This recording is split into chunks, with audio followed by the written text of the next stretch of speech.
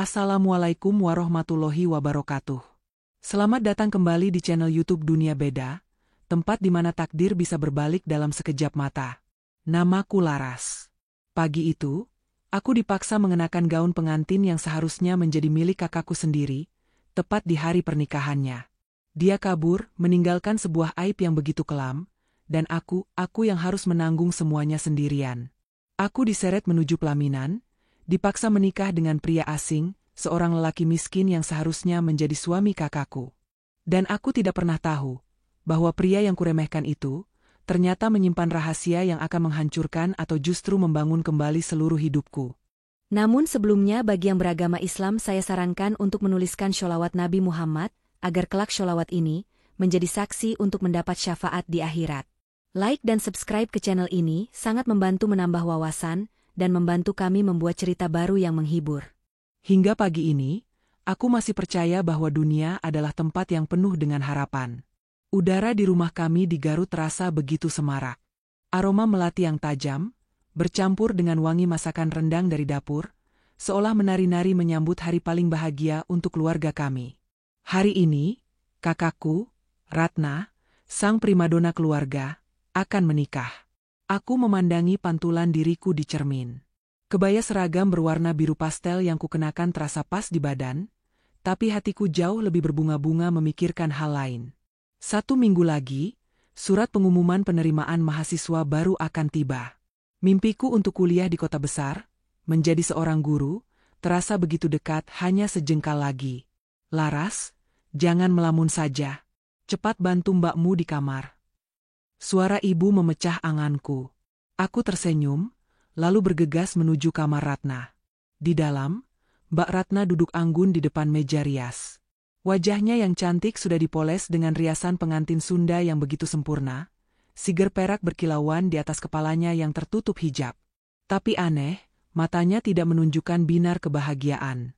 Tatapannya kosong, seolah jiwanya sedang berkelana ke tempat lain. Aku mencoba menghibur diriku sendiri. Mungkin dia hanya gugup. Mbak Ratna cantik sekali, bisikku tulus, sambil merapikan untaian melati yang menjuntai di bahunya. Mas Bayu, calon suamimu, pasti akan jadi pria paling bahagia di dunia hari ini. Dia hanya memberiku senyum tipis lewat cermin. Senyum yang tidak sampai ke matanya. Terima kasih, Laras, jawabnya singkat.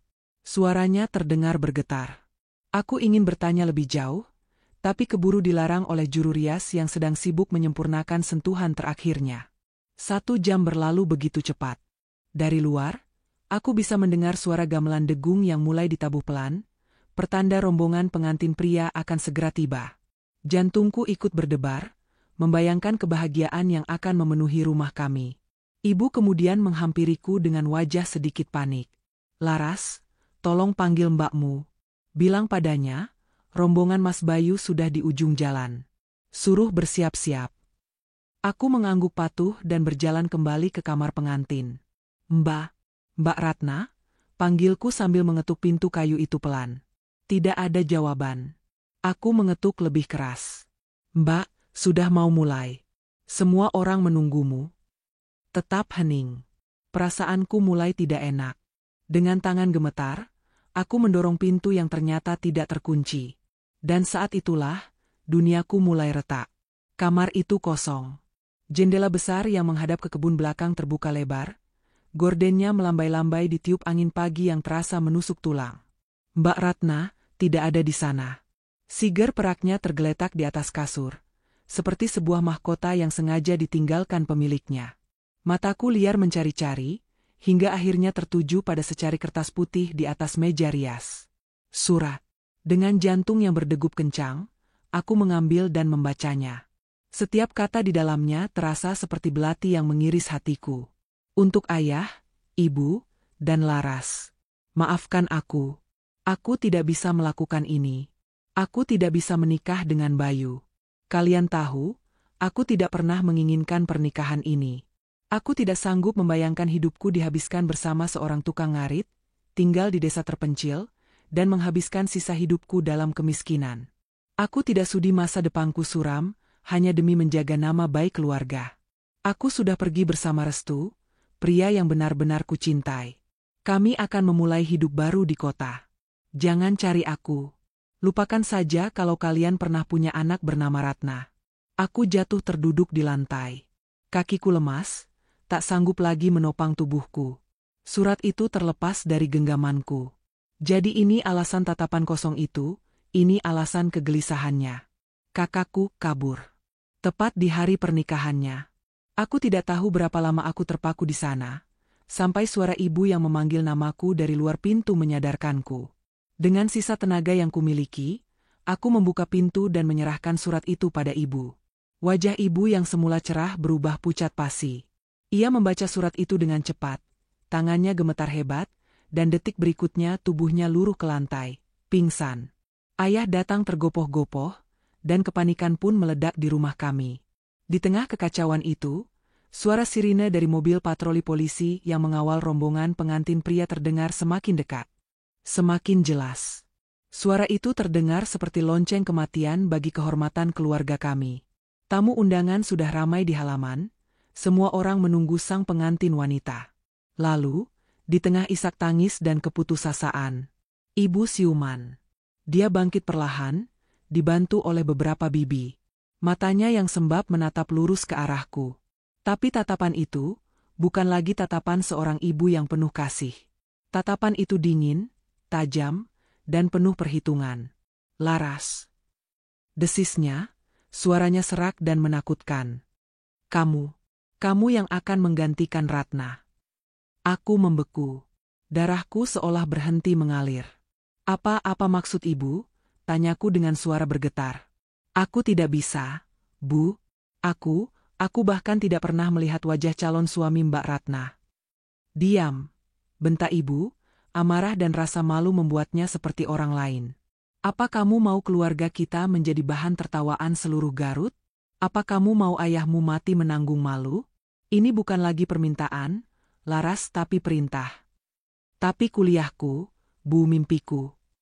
Lirihku, air mata sudah membanjiri pipiku. Mimpi? Ibu tertawa sinis, tawa yang terdengar begitu menyakitkan. Mimpimu tidak lebih penting dari nama baik keluarga ini. Aku tidak bisa berbuat apa-apa lagi. Para bibi dan juru rias menarikku secara paksa ke dalam kamar. Mereka merobek kebaya seragamku, dan memakaikanku gaun pengantin putih milik Ratna yang terasa begitu berat dan dingin di kulitku. Aku menangis, meronta, memohon tapi tidak ada yang peduli. Mereka hanya melihatku sebagai pion, sebuah pengorbanan untuk menyelamatkan wajah keluarga. Siger perak yang tadi ditinggalkan Ratna, kini dipasangkan di kepalaku. Rasanya berat, seberat nasib yang kini harus kutanggung sendirian. Lewat pantulan cermin, aku melihat seorang gadis asing dengan mata bengkak dan wajah penuh keputusasaan. Mimpiku hancur, masa depanku direnggut dalam sekejap, langit terang di pagi itu runtuh menimpa hidupku. Aku tidak ingat bagaimana aku bisa berjalan dari kamar menuju meja akad nikah. Kakiku terasa seperti bukan milikku, setiap langkah adalah paksaan. Wajah para tamu undangan yang tadi pagi kulihat penuh senyum, kini berubah menjadi lautan tatapan aneh. Ada yang kasihan, ada yang berbisik-bisik, ada yang mencibir. Aku bisa merasakannya, tatapan mereka menusuk punggungku, membuatku ingin tenggelam ke dalam bumi. Aku menunduk dalam-dalam, selendang tipis yang menutupi wajahku sudah basah oleh air mata yang mengalir tanpa henti. Aku adalah aib berjalan, sebuah pertunjukan tragedi yang ditonton oleh ratusan orang. Saat aku duduk di kursi, aku memberanikan diri untuk melirik pria yang duduk di seberang meja. Pria yang dalam hitungan menit akan menjadi suamiku. Namanya Bayu. Penampilannya sangat sederhana. Kemeja putihnya bersih, tapi sudah sedikit kusam. Wajahnya tidak jelek, tapi tegas dan keras, dibingkai oleh kulit sawo matang yang sepertinya sudah terbiasa terbakar matahari. Tangannya yang terlipat di atas meja tampak kokoh dan sedikit kasar. Tapi yang paling membuatku merinding adalah matanya. Saat mata kami bertemu untuk sesaat, ia tidak tampak terkejut. Tidak ada kemarahan di sana. Hanya ada ketenangan yang dalam, ketenangan yang menakutkan, seolah dia sudah tahu segalanya dan dia menerima. Ya Tuhan, dia menerima pengantin pengganti ini begitu saja. Penghulu mulai berbicara. Ayah, dengan suara yang patah dan gemetar, menjabat tangan Bayu. Aku mendengar namaku disebut dalam ijab kabul itu. Laras binti Suryaman. Bukan Ratna.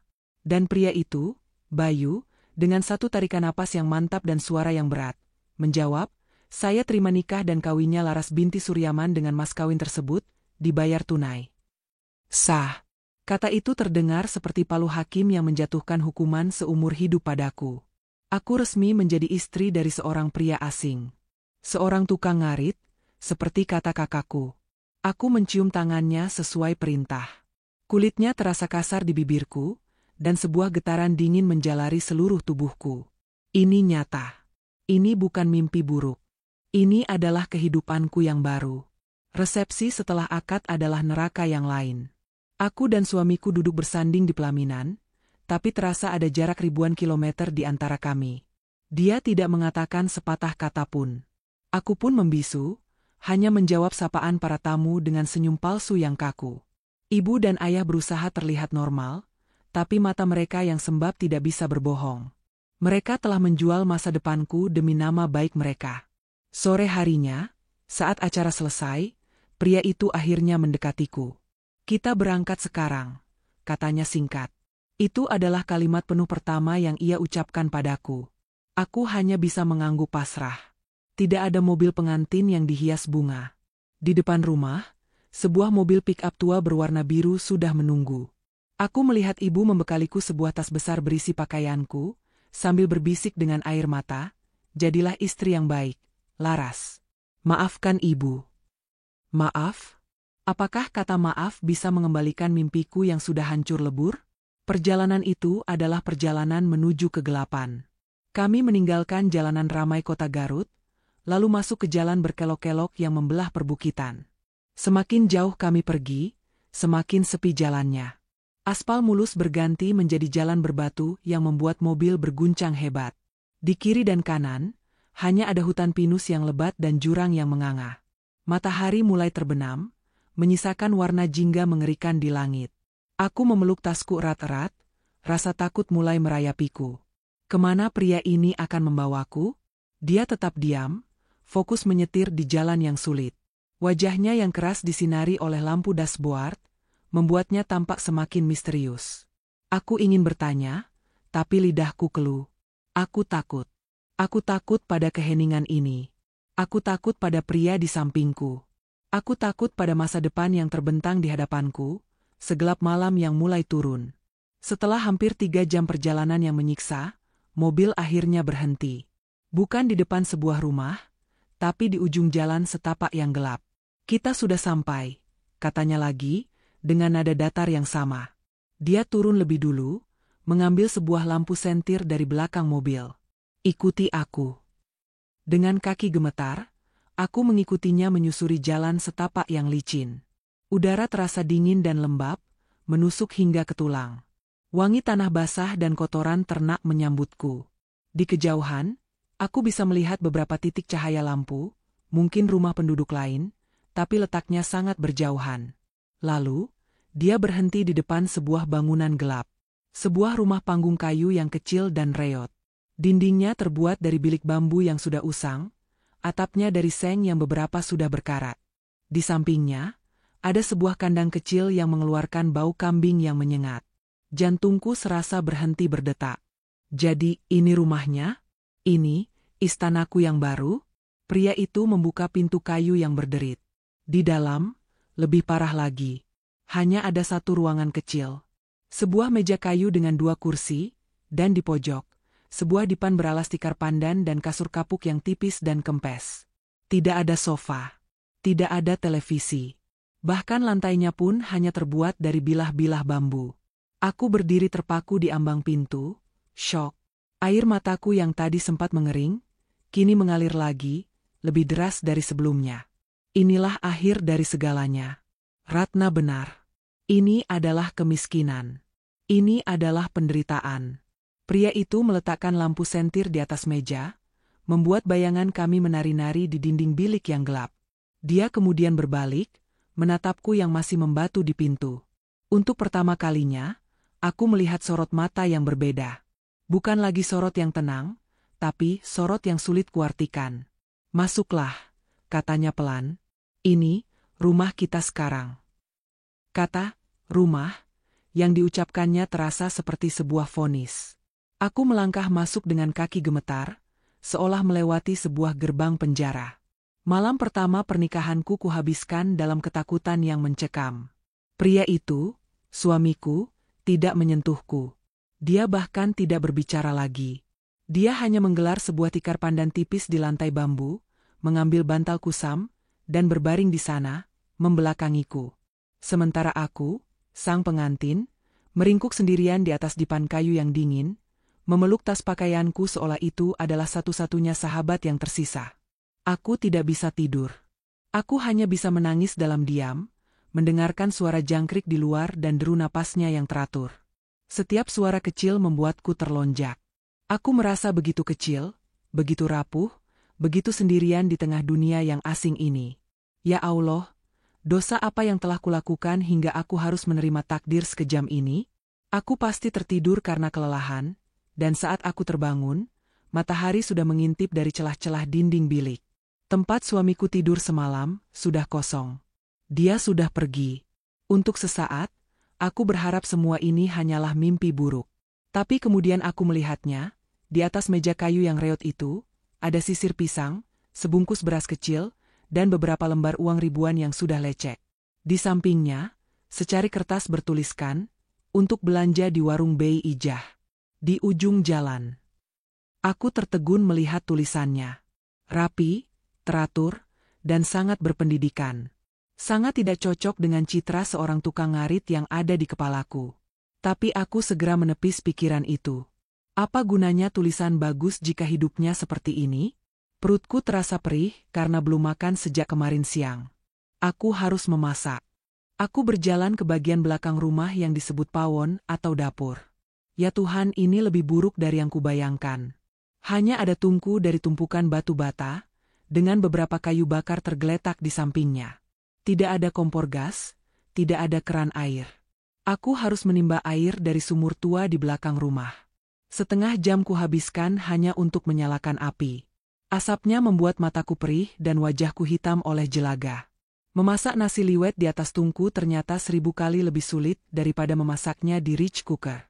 Nasi pertamaku gosong di bagian bawah, dan mentah di bagian atas. Aku menangis lagi karena frustrasi. Meratapi kebodohanku, meratapi nasibku. Akhirnya, aku hanya bisa menelan nasi setengah matang itu dengan lauk garam, hanya untuk mengganjal perut. Dengan sisa uang yang ditinggalkan suamiku, aku memberanikan diri berjalan ke warung Bei Ijah. Perjalanan singkat itu terasa seperti berjalan di atas panggung. Para tetangga, yang rumahnya jarang-jarang, menatapku dengan sorot mata ingin tahu. Anak-anak kecil berlarian di belakangku sambil berbisik-bisik. Itu pengantin baru si Akang Bayu. Aku merasa seperti makhluk aneh dari planet lain. Bei Ijah, pemilik warung, adalah seorang wanita paruh baya yang ramai. Euloh, ini geuning pengantinnya Kang Bayu. Geulis pisan. Sapanya ramah, tapi matanya menilaiku dari atas sampai bawah. Kirain teh, yang jadi nikah itu si Neng Ratna, yang waktu itu pernah dibawa ke sini. Katanya lebih cantik lagi, ya? Aku hanya bisa tersenyum kaku. Jantungku seperti diremas mendengar nama kakakku disebut. Saya adiknya, Bei, jawabku pelan.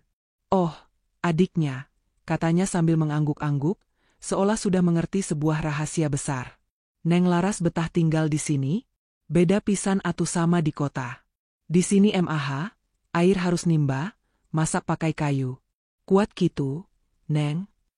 Setiap katanya terasa seperti sebuah hinaan halus. Aku hanya membeli sedikit telur dan beberapa ikat sayuran, lalu bergegas pulang.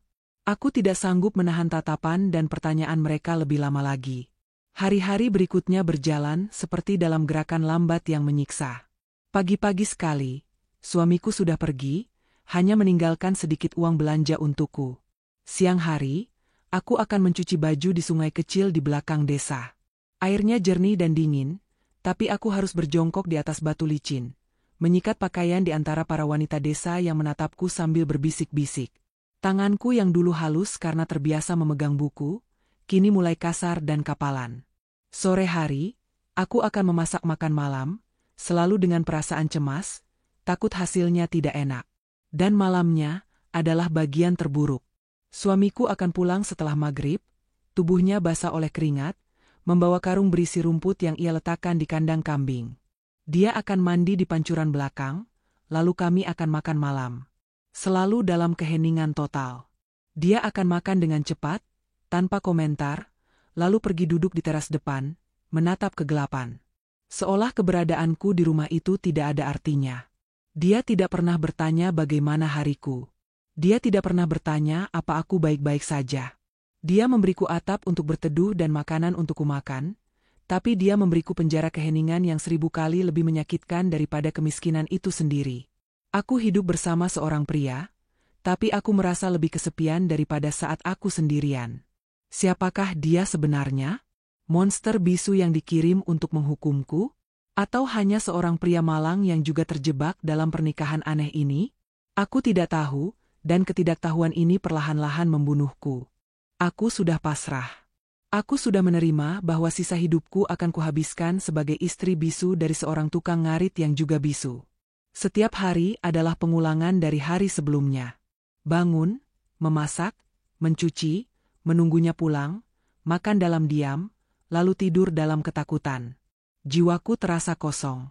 Harapan sudah lama mati, dan mimpi tentang kuliah terasa seperti kenangan dari kehidupan orang lain. Tubuhku, yang tidak terbiasa dengan kerja keras dan gizi seadanya, akhirnya menyerah. Semuanya dimulai dengan pusing yang berputar-putar saat aku menimba air. Aku mengabaikannya. Lalu tubuhku mulai terasa panas dingin. Aku juga mengabaikannya. Hingga suatu sore, saat aku sedang meniup-niup api di tungku, dunia di sekelilingku berubah menjadi gelap, dan aku ambruk di lantai tanah yang dingin. Aku tidak tahu berapa lama aku pingsan. Saat aku sadar, aku sudah terbaring di atas dipan, bukan di lantai. Seluruh tubuhku menggigil hebat, meski aku sudah diselimuti kain sarung yang tebal. Kepalaku terasa seperti mau pecah. Lewat pandanganku yang kabur, aku melihatnya. Suamiku, Bayu. Dia duduk di kursi kayu di sampingku, menatapku dengan tatapan yang aku tidak pernah lihat sebelumnya. Bukan lagi tatapan dingin atau kosong. Ada gurat kekhawatiran di sana. Sungguhan. Tangannya terulur dan menyentuh dahiku. Aku tersentak kaget. Itu adalah sentuhan pertama kami sejak aku mencium tangannya di hari pernikahan. Tangannya yang kasar terasa hangat di kulitku. Panas sekali, gumamnya. Suaranya terdengar cemas. Dia bangkit, lalu kembali dengan segelas air hangat dan sesendok madu. Minum, perintahnya pelan, sambil membantuku untuk duduk. Aku terlalu lemah untuk menolak. Dia menyuapiku air madu itu dengan sabar. Setelah itu, dia keluar menembus malam yang sudah gelap gulita. Aku pikir dia meninggalkanku, tapi sekitar 1 jam kemudian dia kembali, membawa beberapa jenis daun dan akar-akaran yang tidak kukenal. Dengan cekatan, dia menumbuk ramuan itu di atas cobek batu, merebusnya di atas tungku, lalu menyaring airnya. Baunya pahit, tapi dia memaksaku meminumnya hingga habis. Malam itu, untuk pertama kalinya, dia tidak tidur di lantai. Dia tetap duduk di kursi, menjagaku. Setiap kali aku mengigau atau menggigil, dia akan mengganti kompres di dahiku dengan kain basah yang baru.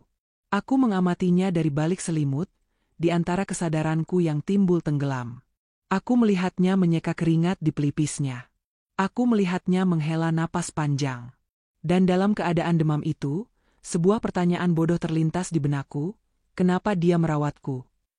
Bukankah aku hanyalah istri pengganti yang tidak diinginkan? Beban yang dipaksakan padanya? Perlakuan ini tidak masuk akal. Paginya, demamku sedikit turun. Aku terbangun karena aroma bubur yang wangi. Dia tidak pergi mencari rumput hari itu. Dia ada di sana, di dapur, sedang mengaduk panci kecil di atas tungku. Dia membuatkanku bubur encer, hanya dengan sedikit garam, tapi itu adalah makanan paling enak yang pernah kumasukkan ke mulutku selama berminggu-minggu. Saat dia membantuku untuk bersandar di dinding bilik, tubuhku yang masih lemah tiba-tiba terhuyung ke samping. Aku hampir jatuh dari dipan. Dengan sigap, tangannya yang kuat menahanku, menarikku kembali. Hati-hati, desisnya secara refleks, suaranya terdengar tegas. Tapi bukan itu yang membuatku membeku. Dia mengatakannya dalam bahasa Inggris. Be careful. Pelafalannya sempurna. Jelas. Tanpa aksen sama sekali. Aku langsung menatap wajahnya, terkejut. Dia sepertinya menyadari kesalahannya. Wajahnya kembali menjadi datar dan dingin. Dia melepaskan pegangannya, berdaham pelan, lalu kembali ke dunianya yang bisu seolah tidak ada apa-apa yang terjadi. Tapi aku mendengarnya. Aku sangat yakin mendengarnya. Bagaimana mungkin seorang tukang ngarit dari desa terpencil ini bisa berbicara bahasa Inggris dengan fasih? Kejadian itu terus berputar-putar di kepalaku selama beberapa hari berikutnya. Bahkan setelah aku pulih sepenuhnya. Aku mulai mengamatinya secara diam-diam. Aku memperhatikan cara dia berjalan, tegap dan penuh percaya diri. Aku memperhatikan cara dia makan, tenang dan tidak terburu-buru. Semua hal kecil tentangnya mulai terasa aneh, tidak pada tempatnya. Puncak penasaranku terjadi seminggu kemudian. Saat itu dia sedang pergi ke desa sebelah. Katanya ada kerabat yang meninggal. Ini adalah pertama kalinya aku sendirian di rumah seharian penuh. Didorong oleh rasa penasaran yang tidak bisa lagi kubendung, aku memberanikan diri untuk menyentuh barang-barangnya, sesuatu yang tidak pernah berani kulakukan sebelumnya. Aku merapikan tikar pandan tempatnya tidur. Saat aku mengangkat bantalnya yang tipis dan keras, sebuah benda persegi jatuh ke lantai bambu dengan suara pelan. Sebuah buku. Jantungku berdebar kencang. Ini bukan buku biasa. Sampulnya tebal, berwarna biru tua, dengan judul yang dicetak dengan huruf emas. Principles of Macroeconomics. Seluruh isinya dalam bahasa Inggris. Aku membuka lembarannya dengan tangan gemetar. Di beberapa bagian, ada kalimat-kalimat yang digarisbawahi dengan rapi. Ada catatan-catatan kecil di pinggir halaman, analisis tentang pasar global dan teori inflasi, ditulis dengan tulisan tangan yang sama persis dengan tulisan di secari kertas pada pagi pertama aku di sini. Aku terduduk lemas di lantai. Di tanganku ada sebuah bukti. Bukti bahwa suamiku, pria yang setiap hari pergi membawa arit untuk mencari rumput, bukanlah orang biasa. Dia menyembunyikan sesuatu. Sesuatu yang sangat besar. Rasa takutku padanya belum hilang. Tapi kini, rasa takut itu telah bercampur dengan sesuatu yang lain. Sesuatu yang baru. Rasa penasaran yang begitu kuat.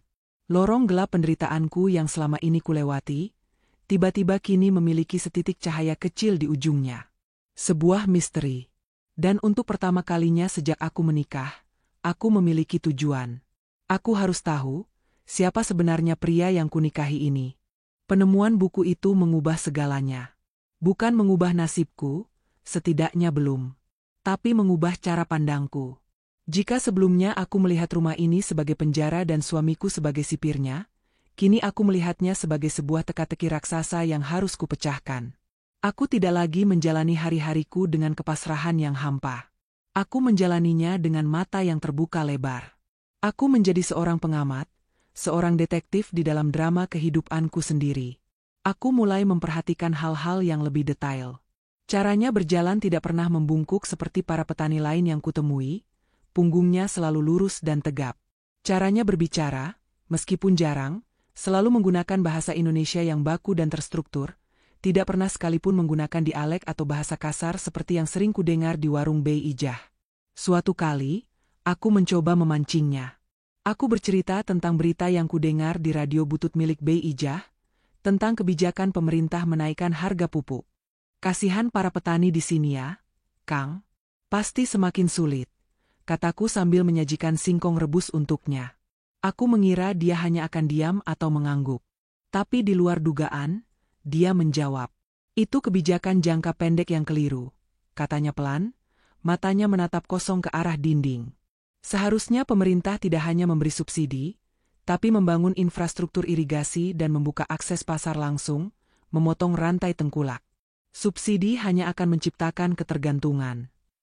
Aku terpana. Analisisnya begitu tajam, begitu dalam. Itu bukan pemikiran seorang tukang ngarit. Saat dia sadar aku menatapnya dengan mulut sedikit terbuka, dia seolah tersentak. Dia langsung terbatuk, lalu kembali diam, menyantap singkong rebusnya seolah percakapan tadi tidak pernah terjadi. Tapi aku sudah mendengarnya. Aku sudah merekamnya di dalam kepalaku. Keanehan lain terjadi beberapa hari kemudian. Saat sedang memotong labu siam untuk makan siang, pisau dapur yang licin selip dan menggores telapak tanganku cukup dalam. Darah segar langsung mengucur deras. Aku menjerit kecil karena kaget dan sakit. Kebetulan, Bayu baru saja pulang lebih awal untuk mengambil batu asah. Mendengar jeritanku, dia langsung berlari ke dapur. Melihat darah di tanganku, dia tidak panik. Wajahnya tetap tenang, tapi gerakannya cepat dan terorganisir. Tekan lukanya dengan kain bersih, perintahnya dengan nada komando.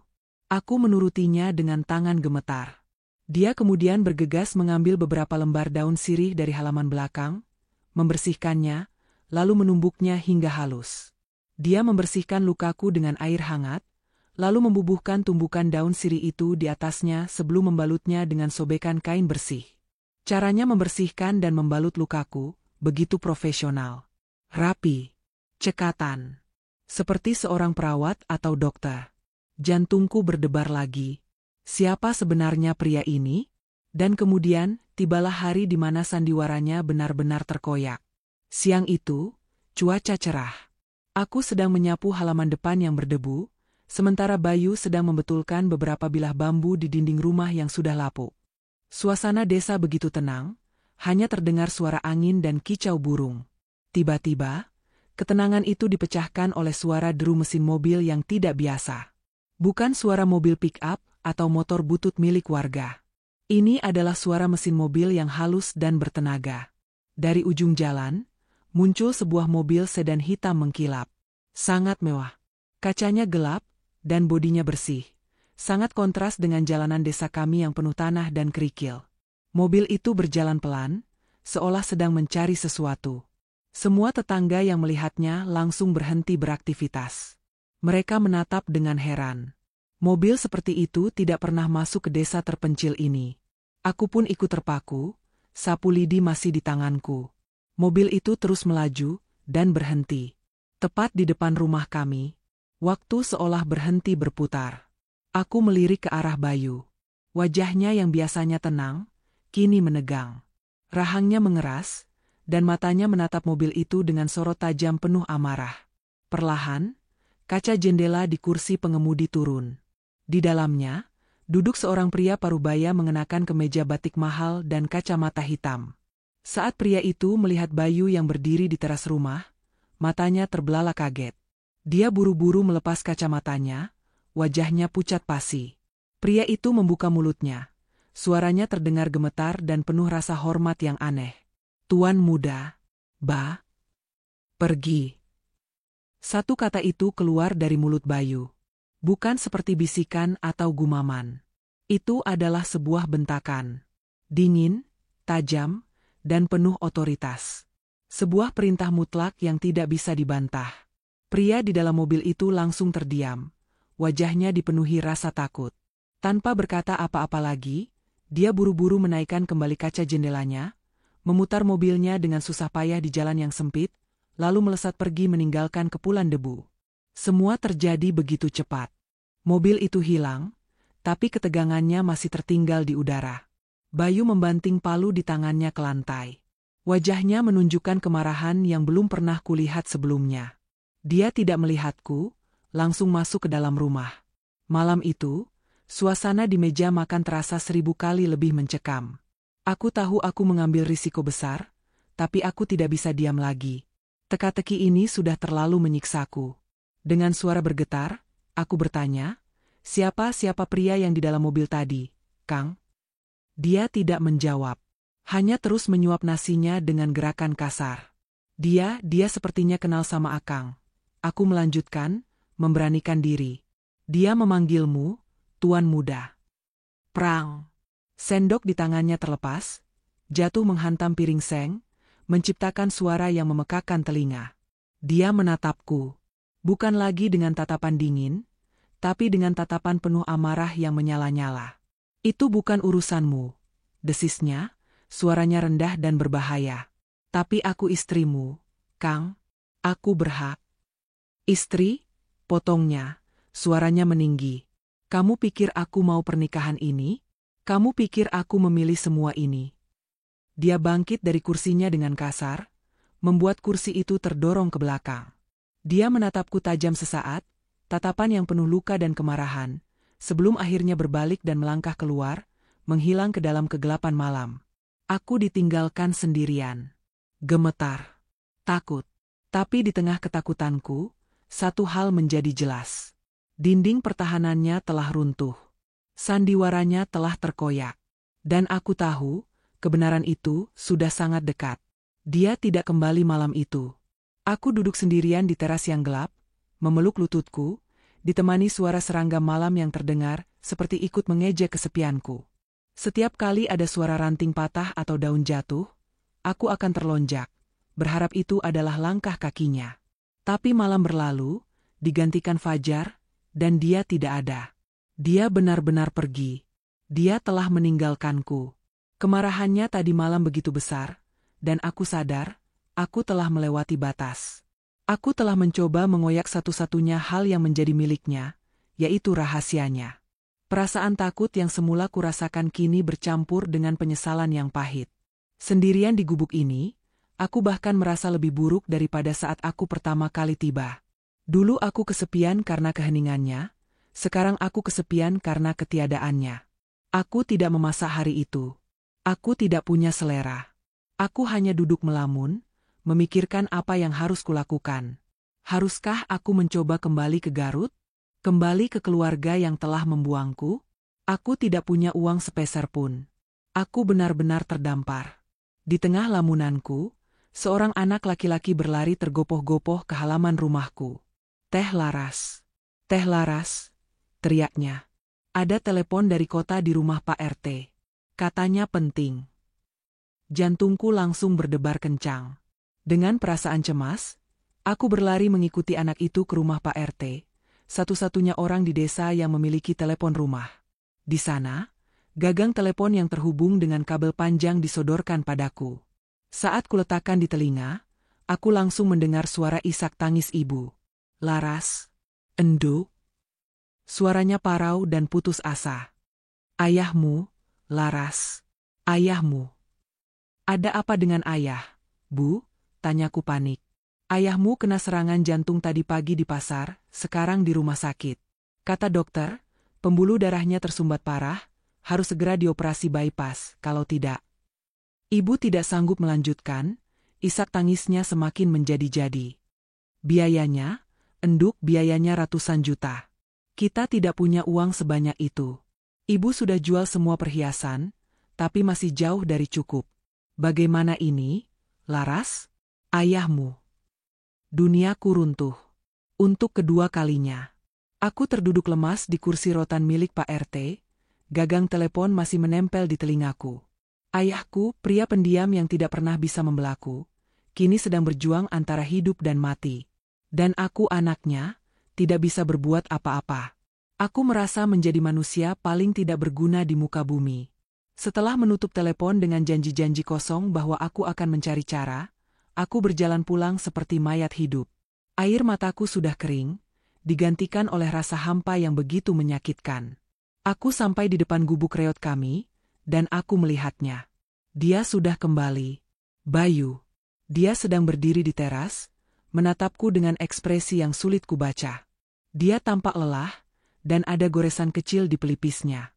Melihat wajahku yang pucat dan mataku yang sembab, rahangnya mengeras. Ada apa? Tanyanya, suaranya serak.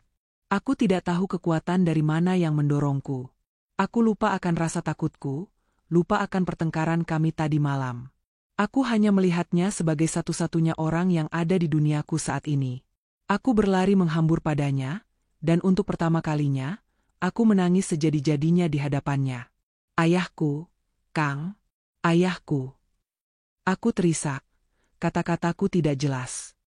Dia di rumah sakit, dia bisa meninggal kalau tidak dioperasi, biayanya besar sekali, dan aku tidak punya apa-apa, aku tidak bisa menolongnya. Aku menceritakan semuanya dalam isak tangis yang memilukan. Aku tidak meminta bantuannya.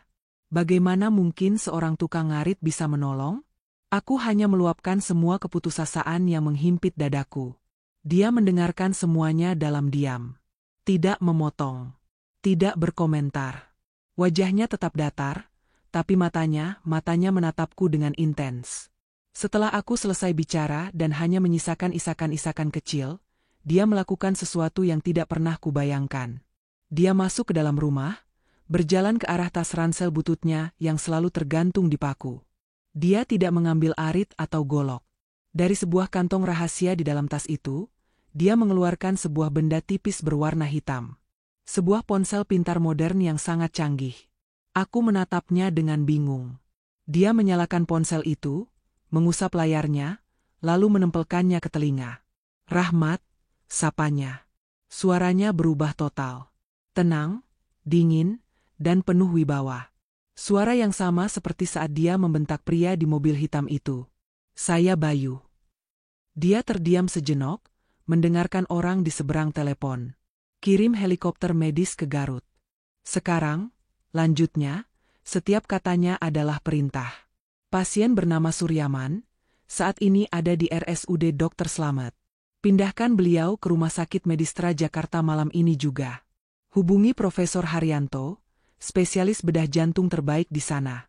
Jika dia sibuk, panggil tim dokter dari Singapura, aku tidak peduli berapa biayanya." Aku berdiri mematung. Napasku tertahan. "Dan Rahmat," tambahnya lagi.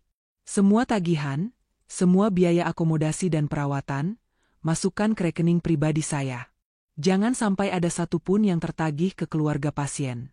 Pastikan beliau mendapatkan perawatan nomor 1. Mengerti? Saya akan hubungi kamu lagi nanti." Dia menutup teleponnya. Keheningan di gubuk kecil itu terasa lebih pekak daripada suara petir. Dia meletakkan ponsel itu di atas meja, lalu berbalik menatapku. Aku gemetar dari ujung rambut sampai ujung kaki. Otakku tidak mampu memproses apa yang baru saja kusaksikan. Helikopter medis? Dokter dari Singapura? Rekening pribadi? Siapa kamu sebenarnya?" bisikku, suaraku nyaris tidak terdengar. Dia menghela napas panjang. Sebuah napas yang seolah melepaskan beban bertahun-tahun. Dinding pertahanannya runtuh. Wajah kerasnya melunak. Dan untuk pertama kalinya, aku melihat sorot mata yang begitu lelah dan rapuh di sana. "Duduklah, Laras," katanya lembut. "Sudah waktunya kamu tahu segalanya." Malam itu, di bawah temaram lampu sentir, dia menceritakan semuanya. Namanya bukan hanya Bayu. Nama lengkapnya adalah Bayu Aditama Nugraha. Putra tunggal dari keluarga Nugraha, pemilik Nugraha Corp, sebuah konglomerat agribisnis yang cabangnya tersebar di seluruh Asia Tenggara. Dia bercerita tentang hidupnya yang penuh kemewahan, tapi juga penuh kepalsuan. Tentang wanita-wanita yang mendekatinya hanya demi harta. Tentang rasa muaknya pada dunia yang hanya menilai orang dari sampulnya. Pernikahan ini adalah ide gilanya. Sebuah perjodohan yang ia setujui dengan satu syarat, yaitu dia boleh menguji calon istrinya, Ratna, dengan menyamar sebagai orang miskin. Dia ingin tahu, apakah Ratna tulus atau tidak. "Aku tidak pernah menyangka," katanya, menatapku lekat, "bahwa yang akan muncul di meja akad adalah kamu. Aku seharusnya membatalkan semuanya saat itu juga. Tapi saat aku melihatmu, menangis dalam diam, menerima takdir ini demi keluargamu, aku melihat sesuatu yang tidak pernah kutemukan sebelumnya. Ketulusan. Kekuatan. Jadi semua ini hanya sandiwara?" tanyaku lirih. Hatiku terasa campur aduk antara lega, marah, dan bingung. "Awalnya, ya, akunya. Tapi melihatmu bertahan, melihatmu bekerja keras tanpa mengeluh, melihat caramu menghadapiku yang dingin, sandiwara itu perlahan berubah menjadi nyata. Laras. Aku mulai mengagumimu. Dan aku mulai takut. Takut jika kamu tahu siapa aku sebenarnya, kamu akan berubah seperti wanita-wanita lainnya." Dinding di antara kami akhirnya runtuh sepenuhnya. Dia bukan monster. Dia bukan tukang ngarit. Dia adalah seorang pria yang terluka oleh dunianya sendiri, sama sepertiku yang terluka oleh duniaku. Dan di gubuk reot inilah, di tengah kemiskinan palsu, kami berdua, untuk pertama kalinya, saling melihat siapa diri kami yang sebenarnya. Pengakuan Bayu malam itu seperti sebuah bendungan yang jebol. Semua yang terpendam, semua yang tersimpan, tumpah ruah di antara kami. Kami berbicara. Untuk pertama kalinya, kami benar-benar berbicara. Dia menceritakan rasa sepinya di tengah keramaian, aku menceritakan mimpiku yang terkubur. Dia menceritakan bebannya sebagai pewaris tunggal, aku menceritakan posisiku sebagai anak yang selalu dinomorduakan. Kami berbicara hingga fajar menyingsing, hingga lampu sentir itu padam dengan sendirinya, digantikan oleh cahaya matahari pagi. Di tengah semua kebenaran yang mengejutkan itu, aku tidak merasa marah. Anehnya, aku merasa lega. Pria di hadapanku bukan lagi sebuah teka-teki. Dia adalah seorang manusia, dengan luka dan ketakutannya sendiri, sama sepertiku. Pagi itu, suara aneh dari langit membuat seluruh desa gempar. Suara deru yang memekakkan telinga. Sebuah helikopter berwarna putih dengan logo perusahaan Nugraha Corp mendarat di lapangan desa yang becek. Orang-orang keluar dari rumah mereka, menatap dengan takjub dan tidak percaya. Bayu, yang kini telah berganti pakaian dengan kemeja bersih dan celana panjang yang ia simpan di tasnya, menggandeng tanganku. "Ayo," katanya lembut. "Kita harus ke Jakarta. Menemui ayahmu." Aku mengikutinya, berjalan melewati kerumunan tetangga yang menatap kami dengan mulut ternganga. Bey Ijah, Pak RT, semua orang yang dulu menatapku dengan kasihan, kini menatap kami dengan tatapan takjub. Saat aku naik ke dalam helikopter itu dan pintu ditutup, aku melihat gubuk kecil kami untuk terakhir kalinya. Tempat yang pernah menjadi neraka duniaku, kini kusadari, adalah tempat di mana aku justru menemukan takdirku. Jakarta. Rumah sakit Medistra. Semuanya terasa seperti mimpi. Ayahku terbaring di sebuah kamar VVIP yang lebih mewah dari seluruh rumahku di Garut. Para perawat dan dokter terbaik merawatnya dengan penuh perhatian. Ibu duduk di sudut ruangan, menangis. Tapi bukan tangis putus asa, melainkan tangis lega yang bercampur dengan rasa malu yang mendalam. Saat melihatku dan Bayu masuk, ibu langsung bersimpuh di kaki kami. "Maafkan ibu, Bayu, Laras. Maafkan ibu." Isaknya. Bayu dengan sigap mengangkat tubuh ibuku. "Ibu tidak perlu begini. Ibu adalah ibu mertua saya. Kesehatan Bapak adalah prioritas utama," katanya dengan penuh hormat. Aku memeluk ibu. "Sudahlah, Bu. Yang penting sekarang ayah selamat dan bisa dioperasi," bisikku. Aku sudah memaafkannya. Tapi aku juga tahu, hubungan kami tidak akan pernah bisa sama lagi. Aku bukan lagi Laras kecil yang bisa mereka atur sesuka hati. Aku telah menemukan nilaiku sendiri. Operasi ayah berjalan dengan lancar. Alhamdulillah, kondisinya berangsur-angsur pulih. Selama masa pemulihan ayah itulah, seseorang dari masa lalu datang. Ratna. Kakakku. Dia muncul di lobi rumah sakit dengan penampilan yang sedikit kacau. Sepertinya kabar tentang siapa suamiku sebenarnya sudah menyebar secepat kilat. Pacar kayanya, yang ternyata hanya anak orang kaya yang suka berfoya-foya, telah mencampakkannya setelah uangnya habis. Dia menghambur ke arahku, memasang wajah penuh penyesalan. "Laras, adikku sayang. Maafkan Mbak. Mbak salah. Mbak bodoh sekali," rengeknya, mencoba memelukku. Lalu, matanya beralih ke Bayu yang berdiri di sampingku. Wajahnya langsung berubah manis. "Mas Bayu, seharusnya kan aku yang menjadi istrimu. Ini semua hanya salah paham. Kita bisa perbaiki semuanya, kan?" Bayu tidak sedikit pun menatapnya. Matanya hanya tertuju padaku, seolah memberikan semua keputusan di tanganku. Aku menarik napas dalam-dalam. Tidak ada lagi getaran ketakutan saat berhadapan dengan kakakku. Yang ada hanya rasa kasihan. Aku menatapnya dengan tenang. "Mbak, dulu, saat Mbak akan menikah, Mbak sedang mencari emas. Dan aku yang dipaksa untuk menerima sebuah batu kerikil yang Mbak buang." Aku berhenti sejenak, membiarkan kata-kataku meresap. Wajah Ratna tampak bingung. "Aku mengambil batu kerikil itu karena terpaksa," lanjutku, suaraku tetap datar dan kuat. "Aku menjaganya, membersihkannya dari lumpur penderitaan, dan mencoba bertahan di sisinya. Tapi ternyata, batu kerikil itu adalah berlian yang tersembunyi. Sebuah berlian yang jauh lebih berharga dari semua emas yang Mbak cari." Aku meraih tangan Bayu dan menggenggamnya erat. "Maaf, Mbak. Berlian ini sudah menemukan pemiliknya." Ratna terdiam membisu. Wajahnya pucat pasi, dipenuhi rasa malu dan kekalahan. Tanpa berkata apa-apa lagi, dia berbalik dan pergi, menghilang dari kehidupan kami untuk selamanya. 1 tahun kemudian, aku berdiri di depan sebuah kelas yang penuh dengan anak-anak desa yang ceria. Aku akhirnya mewujudkan mimpiku menjadi seorang guru. Bayu, suamiku, tidak hanya memberiku kemewahan, tapi dia memberiku hal yang jauh lebih penting, yaitu kesempatan untuk meraih cita-citaku. Sore itu, kami kembali ke desa. Gubuk kayu kecil itu masih berdiri di sana, kami sengaja merawatnya sebagai pengingat. Tapi di sekelilingnya, kini telah berdiri sebuah sekolah gratis yang bagus dan sebuah pusat kesehatan untuk warga. Ini adalah cara kami berterima kasih pada tempat yang telah menyatukan kami. Aku dan Bayu duduk di teras depan gubuk itu, di kursi kayu yang sama di mana dulu dia sering duduk dalam keheningannya. Tangannya kini menggenggam tanganku dengan hangat. Kami memandangi matahari terbenam yang melukis langit dengan warna keemasan. Aku sadar, kebahagiaan sejati terkadang lahir dari luka yang paling dalam. Takdir telah memaksaku masuk ke dalam sebuah neraka, tapi aku tidak tahu bahwa di dalam neraka itulah Allah telah menyembunyikan surgaku. Dan aku telah menemukannya. Selesai.